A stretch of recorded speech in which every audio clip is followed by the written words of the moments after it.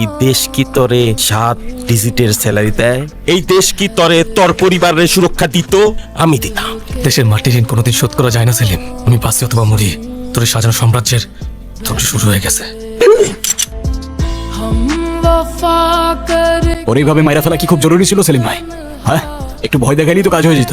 শালায় মরার আগে যে 20 দাঁত বসে থেকে গেছে, ওর বাসায় একটা ল্যাপটপ আছে। ওই ল্যাপটপে আমাদের এই ফ্যাক্টরির প্রতি ইঞ্চির হিসাব আর আমাদের নেটওয়ার্কের একটা লিস্ট আছে। ওইটা যদি আইজি হাতে পড়ে, তাহলে আমাকে কোটি টাকার সাম্রাজ্য সব ওই চুলির আগুনের মতো ধোঁয়ায় মিলিয়ে যাইব।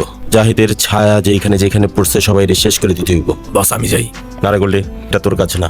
রুদ্র, তুই যা। তুমি একা একা কি করছো এখানে? দেখো না, আমার জাহাজটা চলছে না। অনেকজনের একটা তুফান আসছিল, এর জন্য ক্যাপ্টেন পালিয়েছে। আমার একটা সাহসী ক্যাপ্টেন চাই। তুমি কি আমার ক্যাপ্টেন হবে? আমি ক্যাপ্টেন? ওকে বেবি, তুমি চাইলে তুমি আমাকে ক্যাপ্টেন বলতেই পারো। তোমার নাম কি? আমার নাম মাহি। আমার বাবা কখন গেছে? এখনো আসে নাই। তুমি কি আমার বাবাকে খুঁজে দিতে পারবে ক্যাপ্টেন? মাহি, তোর বাবা আসছে।